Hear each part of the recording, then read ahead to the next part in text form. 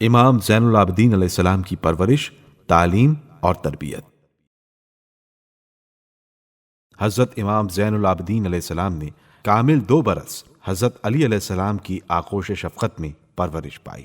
حضرت علی علیہ السلام کی شہادت کے بعد آپ علیہ السلام چچا حضرت امام حسن علیہ السلام اور اپنے پدر بزرگوار حضرت امام حسین علیہ السلام کے ساتھ رہے۔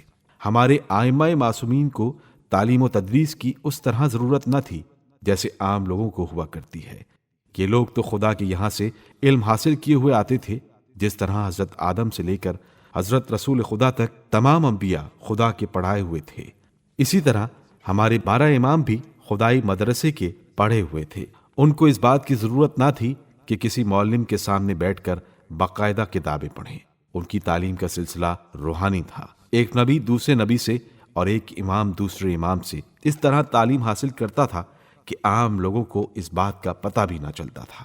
جس طرح حضرت علی علیہ السلام نے حضرت رسول خدا صلی اللہ علیہ وآلہ وسلم سے تعلیم حاصل کی تھی، اسی طرح امام زین العابدین علیہ السلام نے اپنے دادا، چچا اور والد بزرگوار سے تمام علوم کو حاصل کیا۔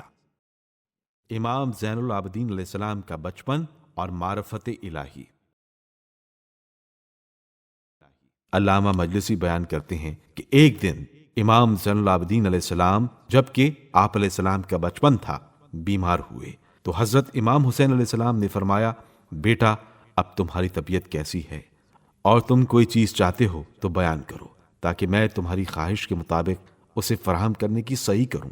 آپ علیہ السلام نے عرض کیا، بابا جان اب خدا کے فضل سے اچھا ہوں، میری خواہش صرف یہ ہے کہ خداوند عالم میرا شمار ان لوگوں میں کرے جو پروردگار عالم کے قضاء و قدر کے خلاف کوئی خواہش نہیں رکھتے۔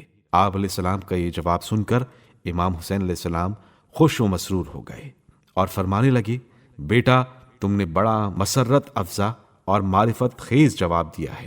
تمہارا جواب بالکل حضرت ابراہیم کے جواب سے ملتا جلتا ہے، جب حضرت ابراہیم کو منجنیق میں رکھ کر آگ کی طرف پھینکا گیا اور آپ آگ کی طرف جا رہے تھے تو حضرت جبرائیل نے آپ سے پوچھا تھا کہ آپ کی کوئی حاجت و خواہش ہے؟ اس وقت انہوں نے جواب دیا تھا، بے شک مجھے حاجت ہے تو، لیکن تم سے نہیں، اپنے پالنے والے سے ہے۔